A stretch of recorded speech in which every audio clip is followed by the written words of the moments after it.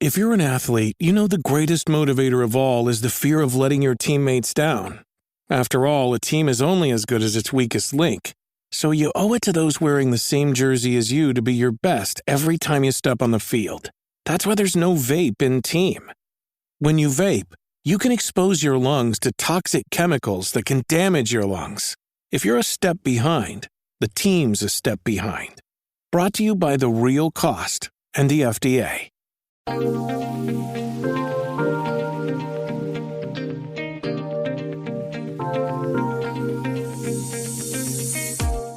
The difference between Monopoly and a Euro board game, to me, is equivalent to the gap that was created between Dungeons & Dragons and Blue Hill and Champions and Middle Earth and Rollmaster and Blades in the Dark and Night's Black Age. How often do we see a deceptively simple idea take off and become part of the language of the role-playing hobby? Johnn Four's 5-Room Dungeon is one of the best examples of that happening. John and I talk about the origins of the idea and how he built an active community around the concept and where he's taking it next. Stick around until the end when John shares his thoughts on why role-playing games are more prominent now than ever before. Here's a quick shout out to some of our newest patrons: William Payne, Jacob, Isaac Turton, Aid S., Eli Greason, Kevin Rademacher, Philip Cummings, Jonathan Kennedy, and Freed. Because of you and the other 100+ patrons, I can bring out this podcast and all the content on YouTube and Twitch every week. All right, sit back, relax, and enjoy my time with John. Do you love to unplug and play games around the table? Greetings, friends and floorheads, to Tabletop Talk from Third Floor Wars. If you love tabletop gaming, you are in the right place. Listen as Craig delivers in-depth discussions and interviews with game designers, creators, insiders, and experts. Learn from the people making and playing the role-playing, miniature, and board games you love. Now, enjoy the show. Howdy friends, Craig here. Today we're talking to Johnn Four. John may be best known for his 5-Room Dungeon book. For over 20 years, he's been helping people get the most out of their role-playing hobby. 13 books, 3 online courses, and get this, over 1,400 articles, all devoted to leveling up your role-playing. So John, welcome to the third floor. Yeah, thank you for having me. I got lost on the first 2 floors there, but I think I made it. Well, you look good. You didn't get the nosebleed. A lot of people get the nosebleed once they get up here. So obviously, John, creating content is a hobby of yours, but I would assume the role-playing was a hobby before that. Well, how did that become a thing? When did you discover role-playing? Well, I had a classmate in grade 5 trick the teacher into running D&D for the entire afternoon for the entire class. And so I don't know what it would be like GMing a 30-person group as an adult, but that quickly devolved into a group of dudes that were really interested in it, and then the rest of the class split off and did their own thing, and that was their Friday. But my Friday, that changed my life forever, because I thought, holy cow, this is just such an amazing game. Yeah. Now, I was young, and I didn't quite understand what was happening, and because there were still like 12 people that were interested in the game, while the other 30 were off on the other side of the room doing things, I didn't quite understand what it was about and what I was playing. So it wasn't until a lunchtime game started a while later that I crashed and then died on my first encounter, dang carrion crawlers, that I learned that, it's a game is called Dungeons & Dragons, et cetera, et cetera. And so then that got me hooked. And that was in 1980, so 1979. And then my friend got the box set for Christmas, and he said, I don't want to read this, books. And so he gave it to me, and that's when I started GMing. And then once I read the books, I thought, this is the game that I've been playing, and I'm understanding now. Got it. And anyways, that Christmas is my official time I got into the hobby, but I was introduced to it a couple of times before, but didn't quite understand what it was. So if you can remember back, what was it like, going through those books and it all clicking, going like, yeah, this is what we were doing before, but now like it has some structure. And was it pull the curtain away and see the wizard type situation? Well, it wasn't that. Good analogy. It was the opposite, where I got deeper. I became more immersed. And it wasn't, my interpretation of the wizard curtain is that something is exposed that shouldn't be. You see the underbelly. And not that that's what you meant, but here I am, the king of semantics. And so for me, it was like, oh, wow, I'm now empowered. And I have all these things. And we still made some brutal rules. I didn't understand that there was a game called Basic D&D and Advanced Dungeons and Dragons. So I went to my hobby store. I found a player's handbook for Advanced D&D, and I purchased that. And we played it. And we didn't realize we were playing the wrong game. Right. And then in certain things like the spell acquisition list, this is a classic one. I thought that it was cumulative. So I was giving, we ran out of spells by third level because you add up all the, and so that's just me being me. But at the time, anyways, all of those things were really cool and interesting to learn. And actually getting into the game finally made me realize, oh well, this is a lot deeper. And all these things that I don't know. And so I became hooked. Yeah. I'm not any smarter today. I don't know those things yet. But boy, that Christmas was fantastic. That was the biggie. Yeah. So now, obviously, you're a fan of Dungeons and Dragons and fantasy role playing. That's pretty obvious. I'd be curious to know, though, was there other times where different types, other role playing games became a part of your life, or that you got latched onto, or other games that kind of formed who you are as not only a player and a GM, but as a writer? Yeah, I don't know if you'd want to blame any game for who I am today, but during that period, that weird period that we just talked about, where I played the game twice, but I didn't know enough about it to go and pursue it, and then it just fell into my lap. Well, during that 6 months, I invented a game that I thought was in the spirit of that was about wrestling, because I was into WWE, sure, but this is pro before wrestling, sure. And I was into Stampede Wrestling and other, like the Vancouver wrestling shows before WWE. And then, and it was WWF until they got into a trademark conflict, eh? Correct. Because people confused Hulk Hogan with pandas, apparently. They both, you don't want to get into a bear hug with either.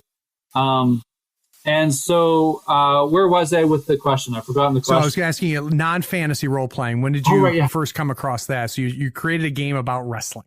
Yes, and it was a ladder game. But then I had these primitive rules around the matches, and I had D6s and stuff. Anyway, so then, because for the reasons that my shortcomings, which I've already inventoried in this call, I did not understand that spell law and combat law for Rollmaster were different game books. And so I went back to my hobby store. I'd already purchased the Player's Handbook, the Monster Manual, and the Dungeon Master's Guide. And Fiend Folio hadn't hit Western Shores then. And so I was looking for other things, and I saw this other game system, Rollmaster. But at the time, it was sold as separate. So you had spell law, you had campaign, right, you're nodding. And so I picked up spell law and combat law at the same time. And I thought, okay, this is great. Charts and stuff for my games. And I didn't quite understand how they all fit together, but then I didn't understand the game anyways. Sure.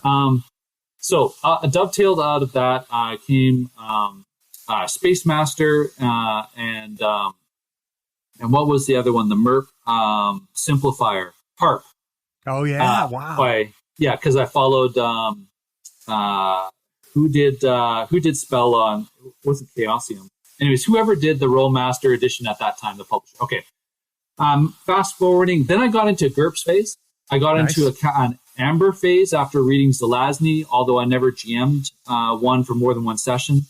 And then and so GURPS, of course, introduced me to, I had a crazy Roman campaign that I loved and some science fiction, but that was surface level, didn't really get off the ground, no pun intended. And anyways, and then I hit a period where it was like D&D. So I mentioned to somebody the other day that I've been playing D&D for 41 years now, and I'm getting burned out on it. And they said, what, after 41 years, you're finally getting burned out? So, okay, I'm not getting burned out. You're right. But I went through a large period of time where it was just D&D all the time. And those are fantastic campaigns through all the editions. But then about 5 years ago, I started going to a local game convention called IntrigueCon. And I'm not a convention player. I've only been to one in Vancouver one time, and really haven't been in an area that that has had lots of big conventions and stuff. I'm being an introvert. Anyways, so I managed to get to a game convention, and then as a player, it exposed me to mini games. So I played Blades in the Dark, and I played a couple superhero games and science fiction games. So that broadened my horizons. So now I'm looking at all these other systems that are on my bucket list and I'm preparing for. And so, yes, I do play other games, but I guess you have to give me 30 years head start or something. Yeah. So soon he's gonna be playing 4E. That's funny. Yeah. That's great. So guys, what we're gonna do is we're gonna take a quick break, and keep in mind the Insider Insight series is my opportunity to sit down with designers, developers, artists, writers, and creators and learn how they approach their work. I try to understand their process, inspiration, and the methods for crafting their creations. We're gonna talk to John about probably what you listening know him most for, and that is the 5-Room Dungeon. We'll be right back.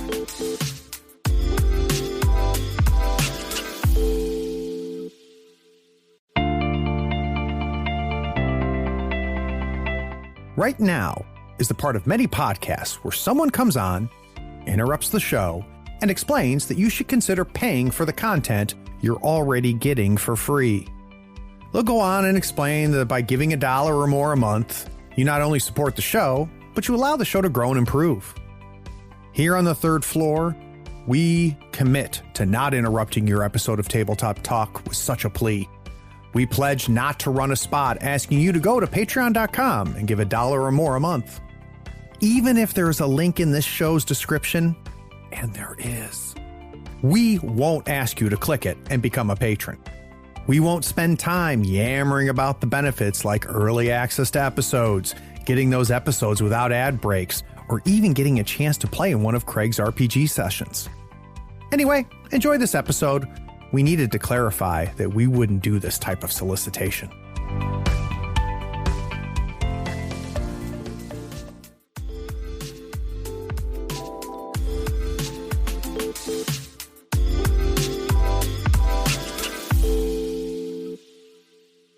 So, John, I found you, I would imagine, the way many people find you, is I poking around. No, I lied. I wasn't poking around. I'd heard it mentioned at several, like a couple different podcasts, just, 5-Room Dungeon. I'm using the 5-Room Dungeon, or, I'm using Four's 5-Room Dungeon. I keep it's a throwaway line, right? And I'm like, I've been out of role playing for 20 some odd years. So I've been playing a drastic amount of catch up. So I kept hearing it throw around. So I look it up, and you're very generous on your website about this is what it is. It's not like it's a paywall where I have to figure out what the mystery of it was. And I'm like, you know what? I'm going to buy this book and check it out. And you and I got chatting. It's a really neat idea, John. So for those listening that have not heard of the 5-Room Dungeon, let's do a quick overview of the concept. Sure. And thank you for letting me know how you find me. I mean, most people find me through that wanted poster in the post office, but this is a legitimate route. I throw those away. Don't worry about it. Thank you. See if you can collect them all.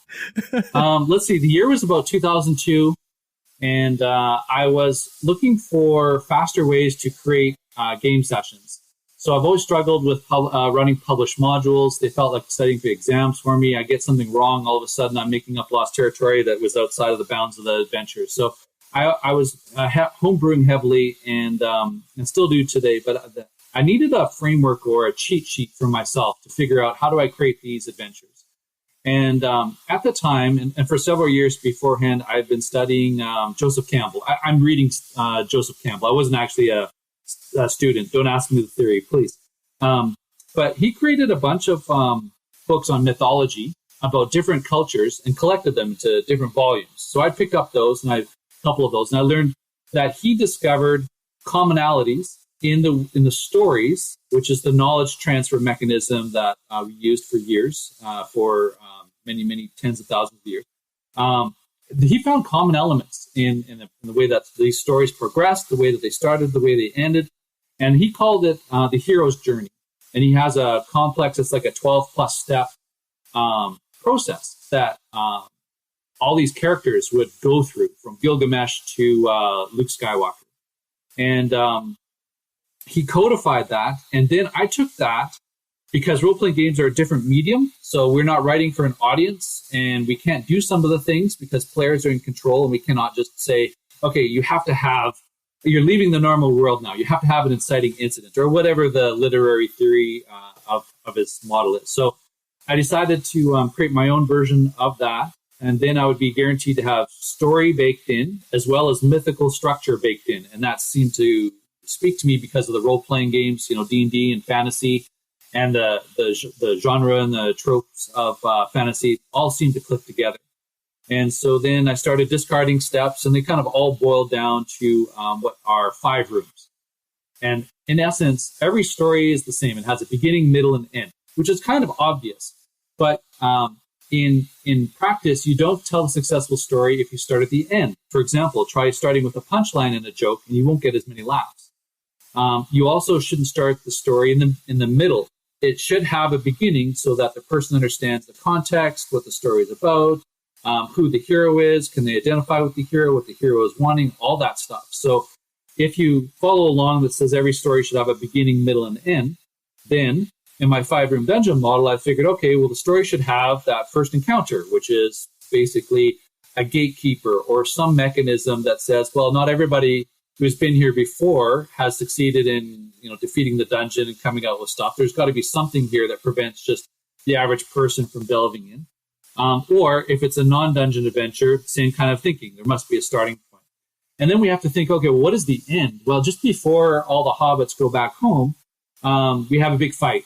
And so that means, okay, well, the ending is about a big conflict. And then what's the middle part about? And so eventually, after trial and error and kind of talking with people about it at work and stuff, I landed on the 5-room structure and then published it and got good feedback from my subscribers, who then taught me many, many things, 10 times the amount of things that I've taught them about 5-room dungeon. They just echoed these ideas back and still do today. And then I turned that model into a contest, a community contest. So with my subscribers, newsletter subscribers, I said, create a dungeon for me or a 5-room adventure, and then I'll edit it and I'll put it back up. And that's what I did. And so that was a huge amount of effort because the public, the writing skills differ. Different people have different mindsets when it comes. It's just fascinating. And so, and then just the open-ended nature of it. So I finally got down to 88 entries and then put it out as a free PDF. And then in the last couple of years, I combined guest articles that my awesome readers wrote back to me about ideas for 5-room dungeon stuff, and then how my thinking has evolved up to that point. And I put all of that into like the front matter of the book, and then the second half of the book is the 88 community dungeons. And so that's probably what you grabbed. It is. And that's where we're at now. So 5-room dungeons is basically 5 rooms to put in every adventure, and follow that. You're guaranteed to have good story structure and good mythic structure. So it's good for beginner GMs, and then it's a good hack for experienced GMs looking to save time. Yeah, I was pretty fascinated by it. First of all, the simplicity of it is nice, John. It's really, really nice. And that can be harder than creating something complicated. Creating something simple can be extremely more difficult. So I appreciated that. And the book is an incredible value, by the way. So for those of you listening, don't have the book, just buy the book. It's a really good value. Where else are you going to spend a couple bucks to get 88 dungeons? The other thing to note, too, is that they aren't just underground dungeons. Now, they're in there, but there's a lot of other things to get in there. So I'd be curious, John, if I've got the book on my shelf, right? If I were to pull that off, read through it, and understand, the first third of the book where you really kind of delve into and you have the articles about 5-room dungeon. And then I go back and I was going through early newsletters. What stayed the same? What has changed over all of these years and iterations of the concept? Yeah, good question. I would also like to mention, and feel free to edit this out later, I would also like to mention I'm giving that book away free on my website. If someone doesn't want to purchase it from Drive-Thru-RPG, they can download it for free. It's just on my homepage there. I didn't realize that, but I like the printed stuff, man. I love the printed stuff. Same here. But that's lie, because I read the PDF. I'd ordered the book, and had the PDF. So I did read the PDF. I thought, for some reason in my head, I thought they were connected. So there you go, listeners. For crying out loud, why haven't you already downloaded it? Go ahead, John. I'm sorry. And a couple of caveats. The adventures were crowdsourced, and so they're uneven. I tried to even them out, and they don't have maps. And so there is a crowd-sourced community endeavor happening right now to find commercially licensed maps that you can get online, like from Dice and Logos, and mapping them, no pun intended, to the dungeons. So that started out. That's pretty cool. But as for what stayed the same, it's amazing. The 5 rooms survived contact with the players. And so those have stayed the same. And I think what has changed is the scope. So the 5 rooms, if you're not familiar with the framework, the first room is your entrance and guardian. So this is, it was meant to be thou shalt not pass, some kind of barrier or obstacle just to justify a few things in the game and to let players know they're leaving the normal world. They're going on an adventure in the Bilbo Baggins sense. Then the second room is about role play or a puzzle. And you can do both role play or puzzle. But the idea there is that at some point in the adventure, from Joseph Campbell's literature and from our experience, we need a map. We need to understand what direction to head. Usually the hero has agreed to the call to action, and now they need a direction to go in. And they might have a goal: defeat the villain, get the girl back, get rich, whatever the goal is, but they don't know their first steps. So there's a guide role in mythical structure, and that guide can be metaphorical or it can be a Yoda. It could be an actual character in your plot. So the role play / puzzle encounter is a way to facilitate giving the characters direction. And that means it could be they unlock a puzzle and then they get the next steps. They could meet an NPC who is going to barter or just be an ally and get information. But the characters have kind of an information / discovery encounter. Room 3 is about a setback or a trick. And so you need challenge to make any victory meaningful. Treasure becomes meaningless if it's just out there for free. And so what we need is a challenge, but we don't want to trigger the main challenge. We want to soften the players up a bit. If it's a combat sequence, we want to add extra dimension. So you can't challenge every character and every player in every encounter at the same time. So this is another way to add conflict to your adventure that's building up to the main one, to prepare the characters, to show them what they have that's coming up against them, and signal other things. But anyways, room 3, or the metaphorical room, is about offering them a challenge which might set them back on their heels a little bit and or cause them to be tricked, a red herring, or we sucker them into an unwise decision. And then room 4 is our conflict. So that's generally where we'll have a combat against the demon, the wizard, the necromancer. It could be also a social conflict, spiritual conflict, anything that challenges the character sheet, challenges the players, whatever you need. And then we have the conflict, and that's been decided for good or bad, and that is ultimately the outcome, or the room number 5. Room number 5, though, I incorporated something from James B. Carse, who wrote a book called Finite and Infinite Games. And I don't know why I say finite and then infinite. Shouldn't it be infinite? But don't ask me. And so that really captured my imagination. And so in brief, an infinite game is a game that you plan on playing again. A finite game is a game where you make your next move with the intention to close the game off at the earliest possible point. It's a zero-sum game. And a finite game, I'm playing Monopoly. I'm playing so the other players are forced to stop playing in some way.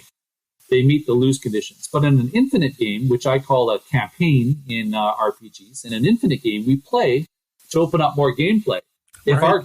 If our decisions come to it and our choices come to an end and we can't make any decisions and there's no more leads and the world is peaceful, we end the campaign. And so that is definitely an end state that you might want in your campaign, but on a moment-by-moment basis, we're playing this infinite game. And so room number 5 is about a plot twist. It is about getting the players to point them to the next thing, the next step in the adventure, the next milestone, a completely new adventure, some new problem, whatever that is.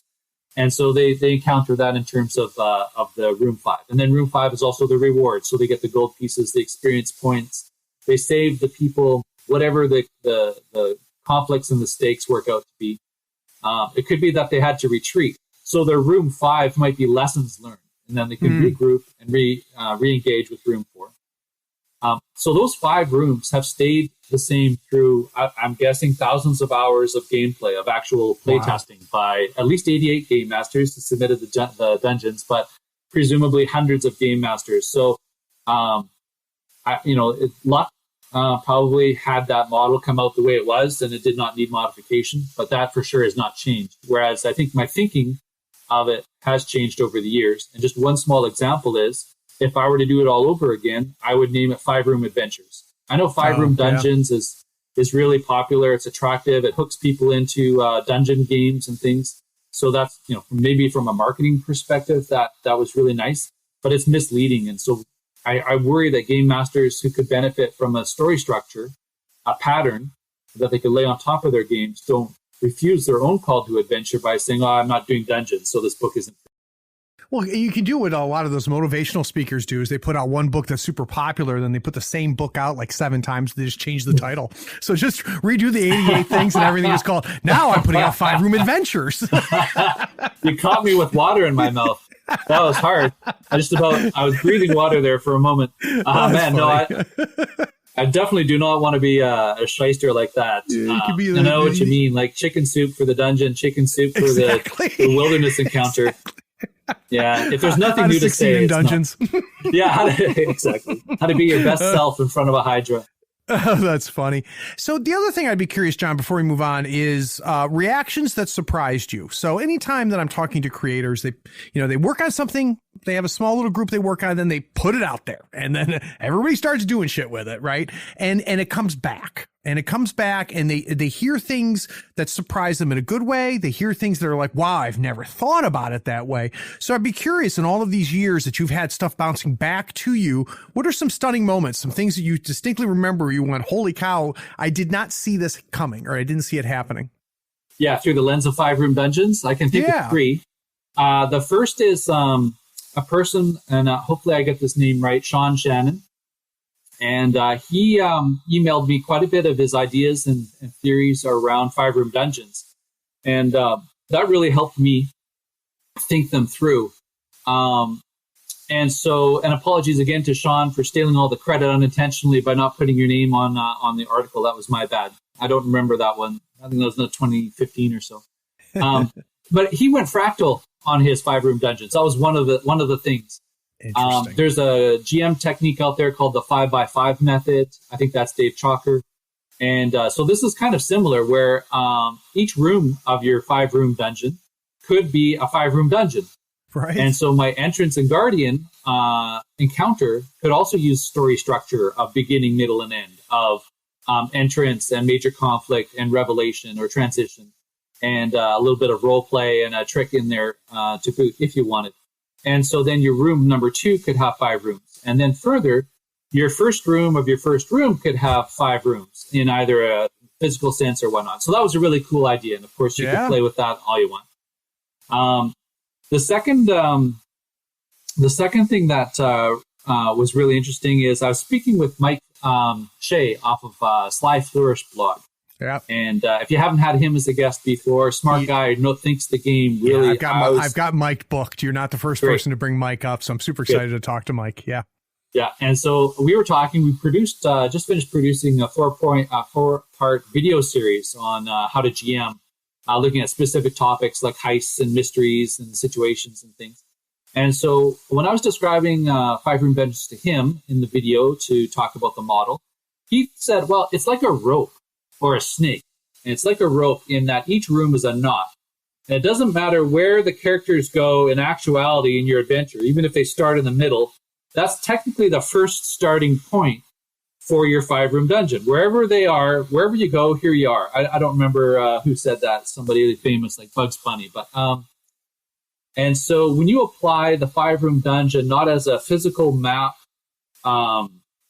pattern, but instead as a story pattern, so that you can start thinking, okay, well, the next encounter, I've just had my introduction encounter. That's my entrance and guardian. My next one should be my map. Should be something that's about role playing to break things up. Should be something that's about a puzzle, perhaps. And so it doesn't matter what the next encounter is, or 2 or 3 encounters down the line. That it should involve the next kind of milestone of this story, which is room number 2, which is this guide or role play. So thinking of it like that, where I'm not hard coding onto a map, the room 1, 2, and 3, and 4, instead letting gameplay happen, and then I'm just layering that thinking on top, was a really good metaphor. And so we'd already been doing that quite a bit with the theory of it. But that just like that was a light bulb moment for me in thinking about how can we communicate this to people who don't know about this or think of it this way. And then the third one, not shattering or anything, but just that 5-room dungeons can be applied to any genre, and they really should be called 5-room adventures. Right. And so, thank you to the feedback I got from people about that. I left it as 5-room dungeons just because. But if we applied it to, we're doing it as a heist, for example, just talking about that with Mike the other day, each of those rooms could actually be ported to the trope or what you would expect to see as a consumer of that type of fiction. So heists they trigger the alarm. You have to get through security. You usually have some kind of tight technical scene, like the A-team building up and so on. So you can see how the 5-room dungeon could then be skinned to the genre, the trope, the theme.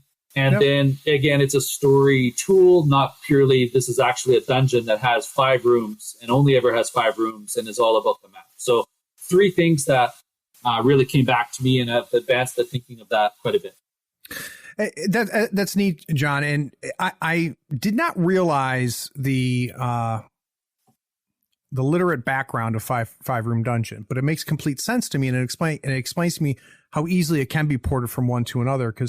And I forgot who said this was, as soon as the Odyssey was written, every story after that was just a retelling of the Odyssey.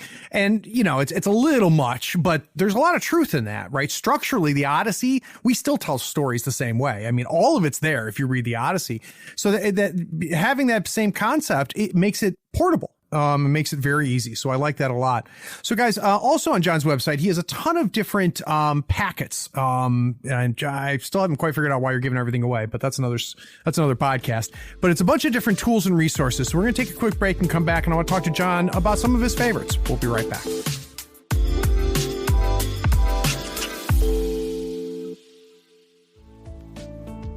Howdy friends, Craig here. You deserve a new playmat. Here on the 3rd floor, we use Mats by Mars. They are scratch resistant, waterproof, wet erase marker compatible, almost free of glare, and lighter than neoprene. Mats by Mars gives you over 40 designs to choose from. You pick a mat, pick a design, and then you pick an overlay, like one for Marvel Crisis Protocol, Star Wars Legion, or even Malifaux 3rd Edition.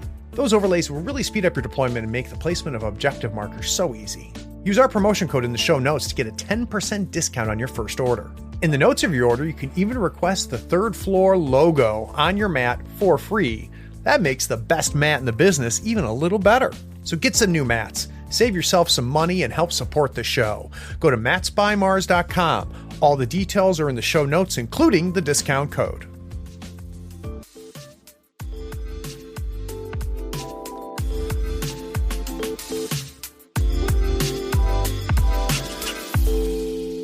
So we start with the 5-room dungeon. I start poking around. I get to your website, John, and holy cow, there's just a ton of stuff there.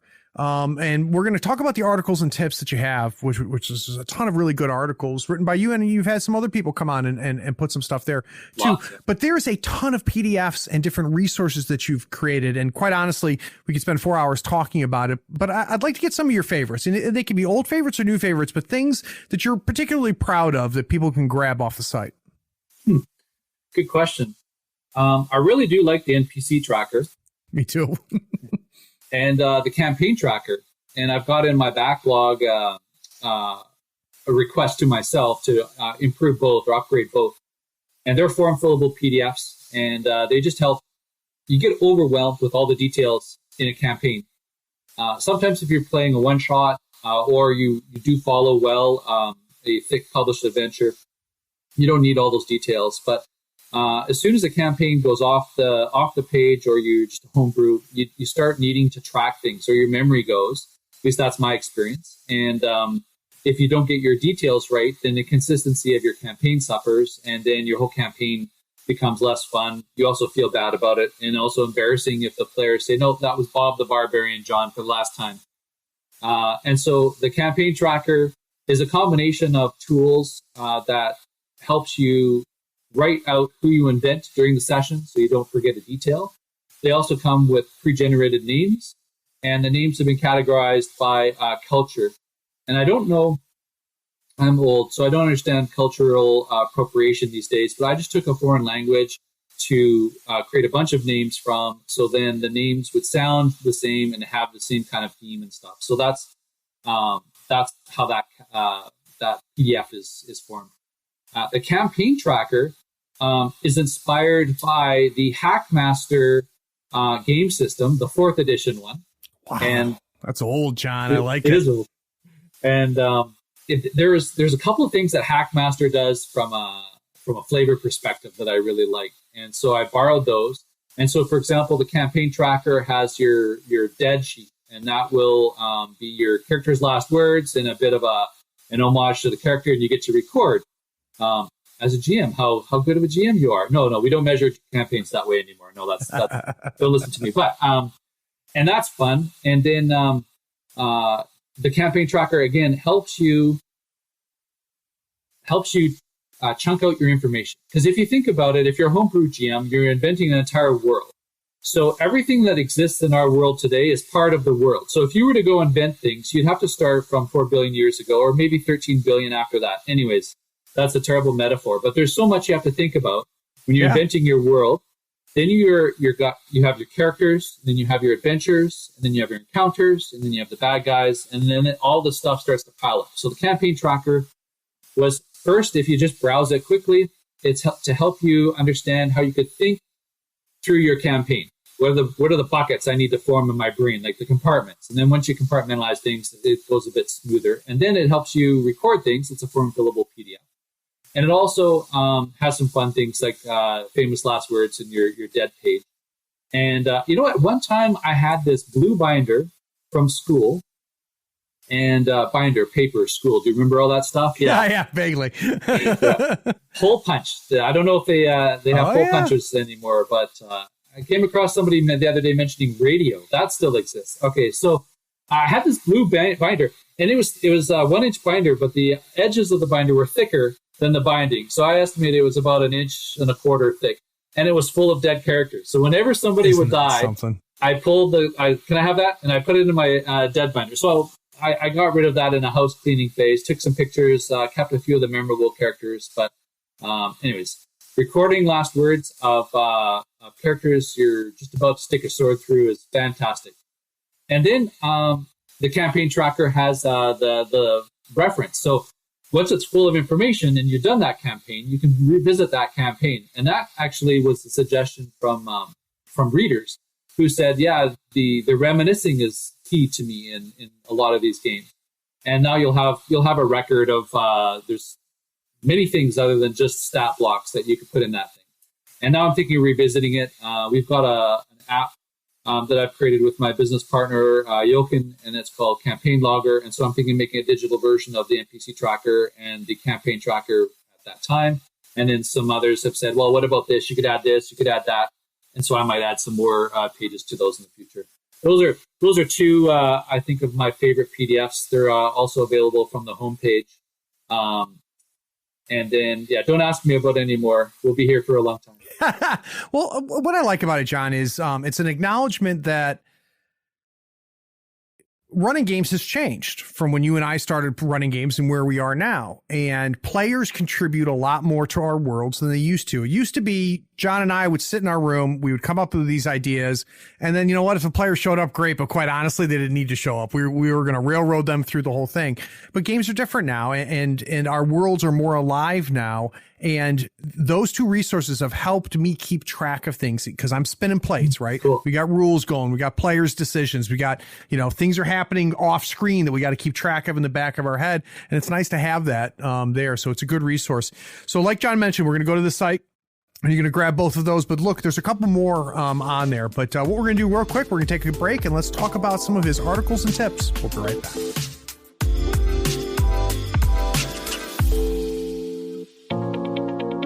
Howdy friends, Craig here. Nothing makes Malifaux easier than having the right tools. Here at the third floor, we love all the licensed Malifaux goodies from Custom Meeple. Not only are they helping support this podcast, they sell custom-made weird licensed tokens and terrain. They sell it all. Crew boxes, terrain, markers, tokens, and even a 3x3 full Malifaux board. Custom Meeple sells a complete M3E token set covering every marker and token you need to play. Custom Meeple are the source for the official accessories for Malifaux. Everything is designed by hand and authorized by Weird Games. Check them out at custommeeple.com, that's with one M, or follow the link in the show notes. Up your Malifaux game and be sure to tell them Craig from the third floor sent you. If you use the promo code Third Floor Friend, all one word, THIRDFLOORFRIEND, you'll get a 5% discount and help support the podcast. It's valid on everything except retail products and playmats.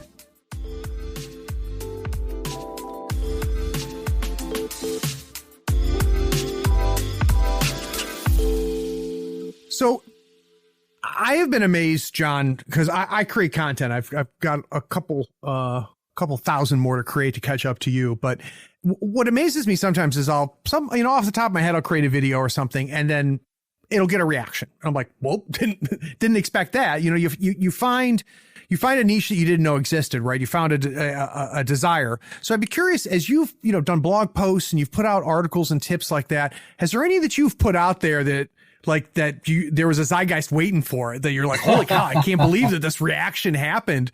Can you think of any of those off the top of your head?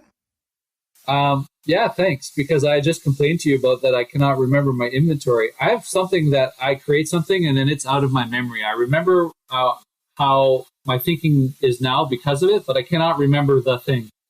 So, there's like 3 million words out there that go unaccounted for in my mind. Yeah. But one really interesting thing is the character questionnaire. And I initially put out an article. I don't remember when this was. My guess is 2013. And it is about top questions you should ask your characters. And I came at it from a literary perspective, maybe, because Jeff Rientz, hope I pronounced your name, Jeff, on his OSR blog has a 20 questionnaire that is just amazing because it's built for D&D. And if you're a D&D GM, and it asks about the cleric, the impact of your cleric's religion. What's the God's cleric trying to change in the world? That's a really cool question. All right. Yeah. So the questionnaire that I came up with is, what's your character's favorite color?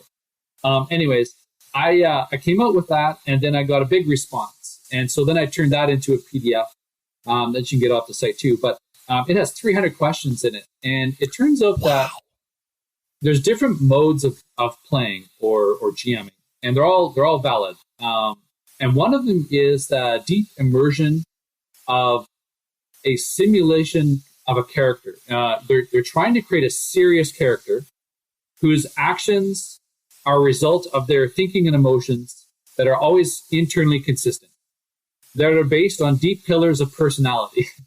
And that's not my style of gaming. but having a questionnaire with 300 questions that starts getting into your personality makeup, your beliefs as a character, and what events transpired that made you the way you are as a character. All of those questions resonated with this crowd. And a niche within the niche, Turtles all the way up, is that there's a play-by-forum mode of gaming, and that's quite popular. It's more popular these days thanks to Discord. Yeah. Thanks to Discord. Before it was forum gaming, and before then it was newsgroup gaming. Anyways, play-by-post means you write out stuff, and then the players read it, and then respond, and then you log back in, and you read it, and write it out, and so on. And this questionnaire is really nice as a writing exercise. So you can roll or just pick a deep question.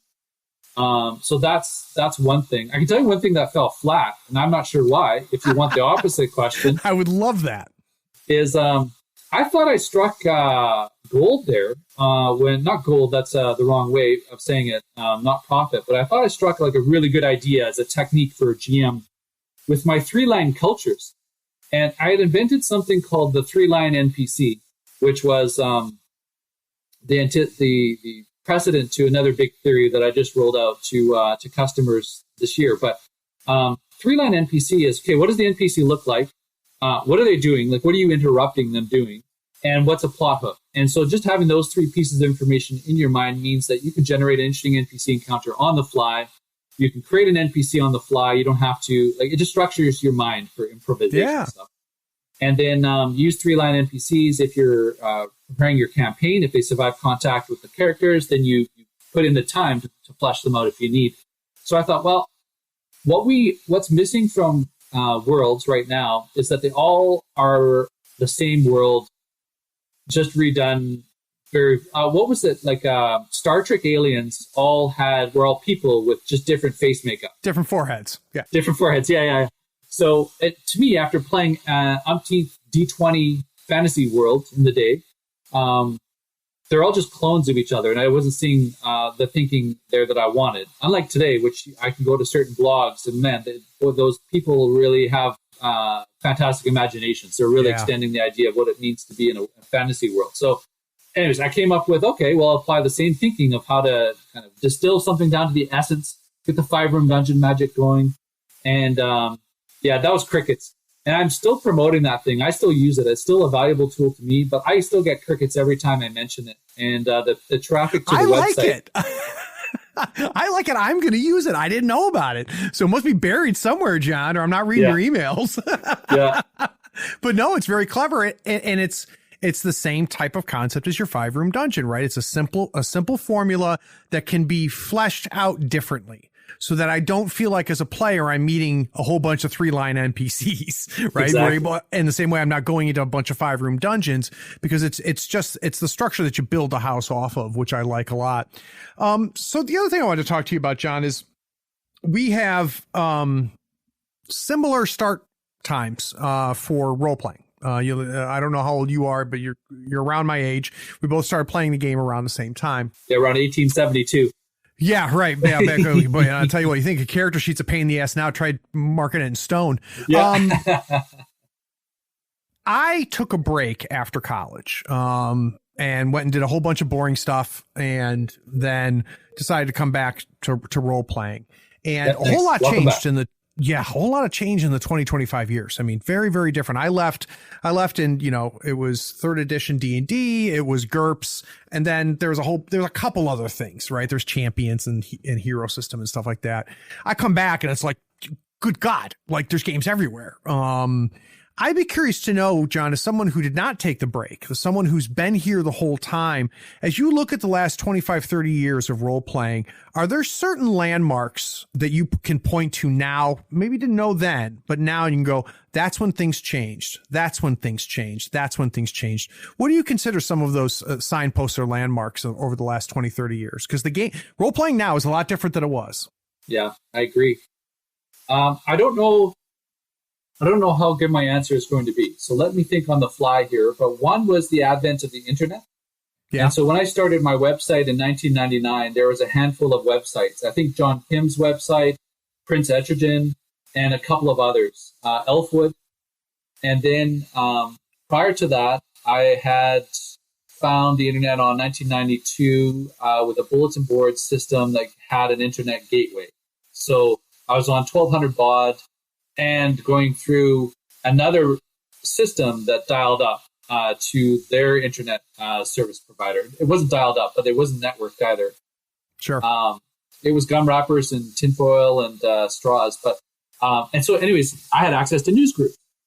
And so Kim Mohan and Gary Gygax and many others were on those news groups. I was never on the right news group, but I didn't get to chat with them. But all that thinking, so taking a step backwards, being a game master, you're very lonely. It's 5 of them against 1 of you. You can't share any of your secrets because that's the point of having a game master. So as soon as the internet came along, we got out of pen pals and basically asynchronous, but fairly close to real-time communication. And so the designers got to interact with their fans, and then the fans got to share ideas and There's like a Rat Bastard Gaming GM forum at one point that I thought was hilarious, and so on. That was one thing. So the communication and the interconnectivity of game masters took us out of our caves and got us introduced to ideas. And that's what Dragon Magazine, that's what it did. And that was what Judges Guild did in those days, was trying to be that connector. Yeah. And so now, you and I are benefiting from it. Your podcast, your show and everything here, and how people can respond to me with their tips, and I put them back in the newsletter and all that stuff. So totally awesome. Another one is, now I don't know anything. I've hardly just researched this, but GNS theory. I don't even know what it is, but it's about gamism, narrativism, and simulationism, I think. And that was on big in a forum created by Ron Edwards, who had the Sorcerer RPG, I think, at the time. Yeah, Anyways, Ron's going to be on the show. Okay, great. So you can ask him the actual history. Yeah, he's a great guy.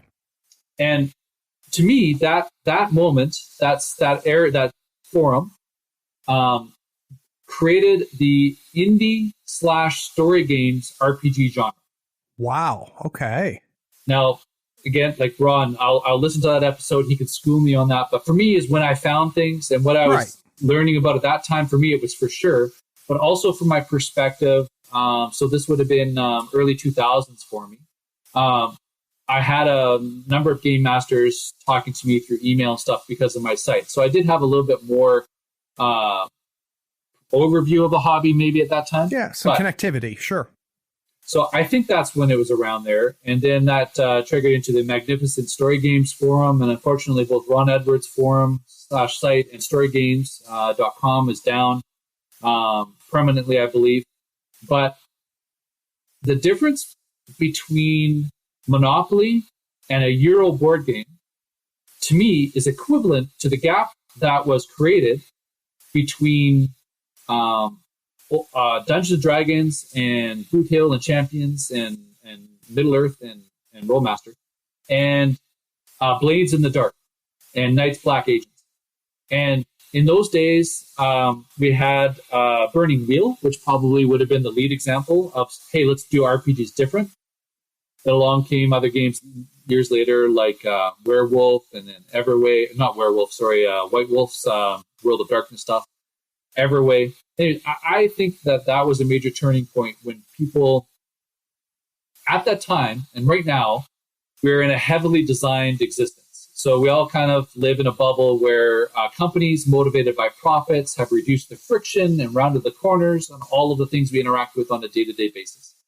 And so that, I don't know what you call that, but that society-wide tsunami of everything changing, I think RPGs went through the same cycle where it was like, okay, this is the first iteration of products. We have AD&D, we have OD&D, and all the games I mentioned. And now we have, as designers, using design patterns and palettes of taste and palettes of genre and mechanics, challenging the assumptions behind every mechanic. Do we need dice? What do dice do in a game? All that thinking came out of that time for me. Those would be two turning points for me, at least. Oh, can I mention a third? Actual play. That one's self-evident. Yeah, that was a big deal. And one I don't think a lot of people anticipated, but you know what actual play was for me, John? It was something I didn't know I needed.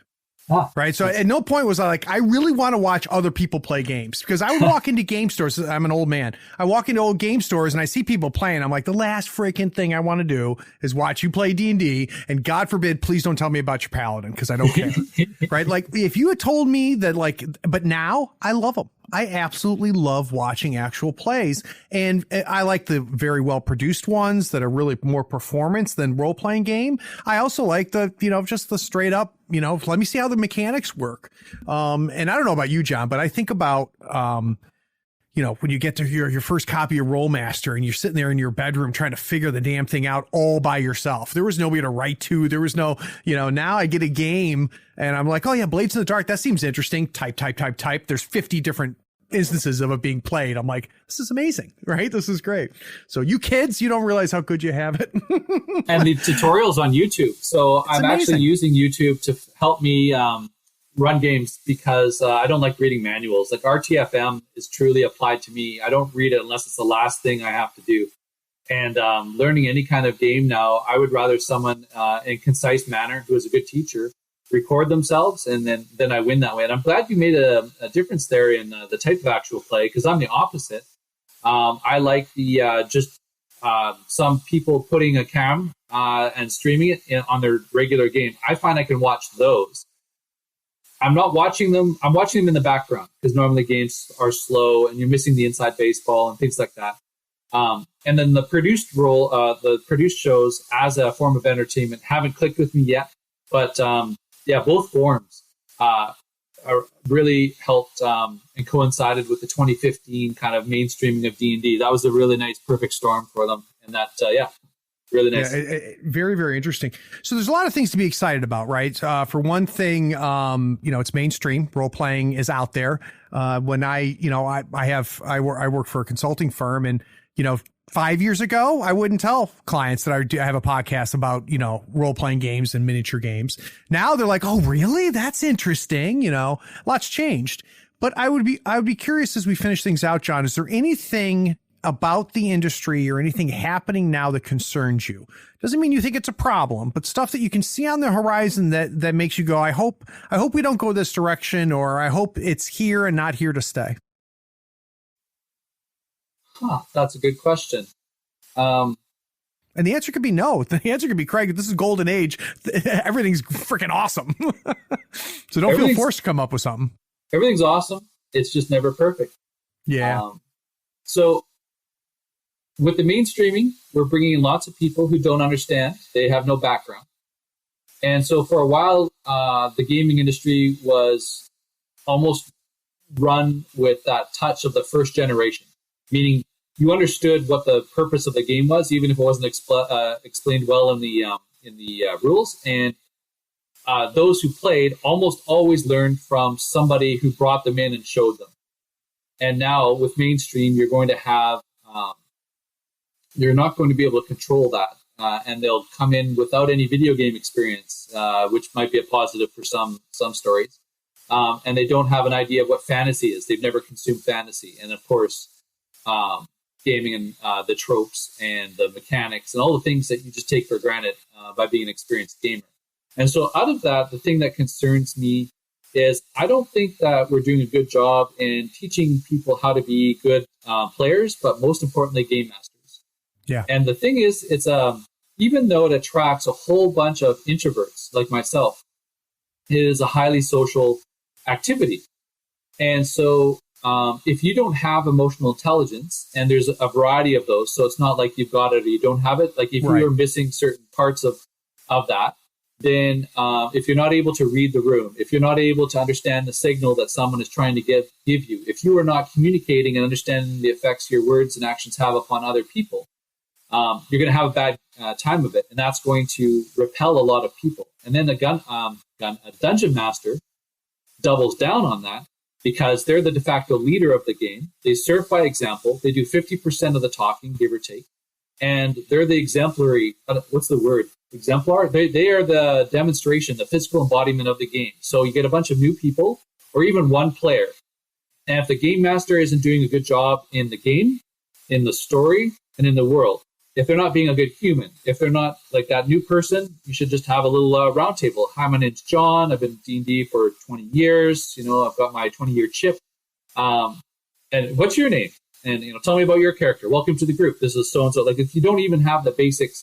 So there's many, many skills that encompass game mastering. And so my concern is always that like Wizards of the Coast, I don't think has produced a guide or a video series on how to be a great game master and deal with people stuff.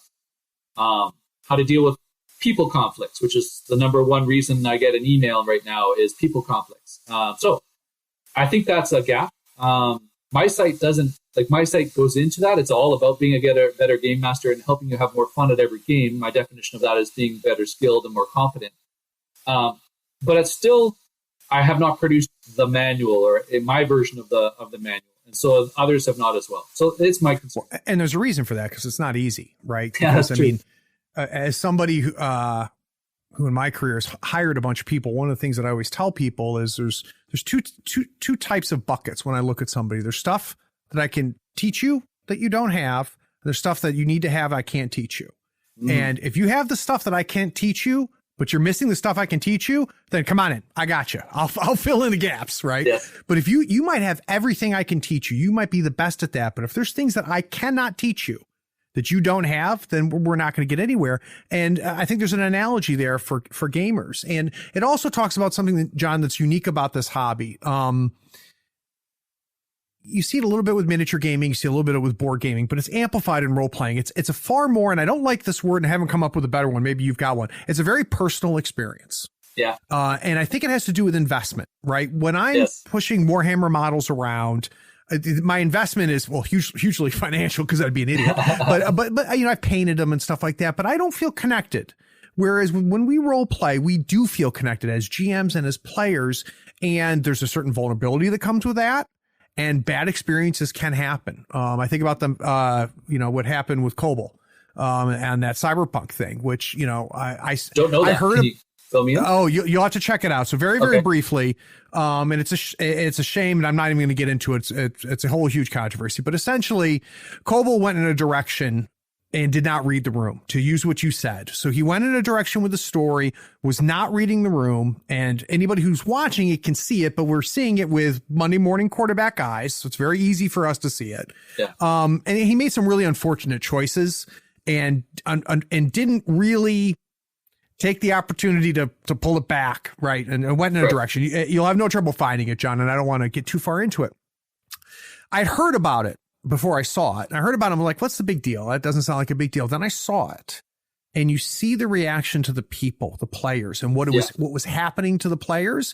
And it made me really understand things like the X card and lines and veils were things that did not exist when I started gaming that are I, to a certain degree, kind of went, whatever. When I came across it, when I came back, that is watching that happen made me realize how important it is. And to your point, John, we have a lot of new people coming in that don't have the same backgrounds and hand me down lineage of that. And, you know, I'm used to horror games for the past 25 years being a certain way. That doesn't mean someone coming new to one of my horror games is going to be prepared for the type of horror game I want. And we need to have those discussions. Just the concept of freaking session zero is new. Yeah. You know, and it's amazing. So I completely agree with all of that, John. It's something that I've had to become more conscious of, as well. And you have to be, you know, you can't teach somebody to be a good human. Right. And, you know, a lot of times, so I'll get those. I don't get nearly as many as you do, but I get people that message me about problems they're having with their games. And I'm like, why are you even gaming with this person? Why are you trying to fix this? This gets into my whole hiring thing, right? We're talking about stuff that you're not going to teach this person. This is done. So like, you're going to have to move on. You're going to have to move on. And there's no way around that. John, I really appreciate it, my friend. You know, it was really great to kind of, you know, talk back and forth, and but it was much better to have you here on the show to discuss these things. Obviously, I'm going to link to your website, John. Is there anywhere else that people can get more Johnn Four? That makes it simple. A nice portal. Yeah. All right. I tried the social media thing, but it's the world is at an all-time low with trust these days. And so you bring new people in, they don't trust the hobby, to your point earlier. So that causes a lot of friction. Anyways, I'm taking a social media break right now. Good for you. Come to my website and we'll party there, and then have hopefully some good gaming in the future. That sounds great. And for those of you that stuck around to the end, thanks for listening. Take care.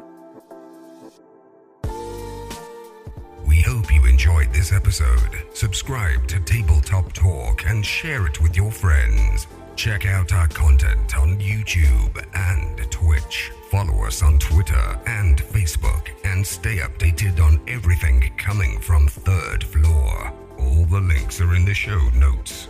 Take care, floorheads.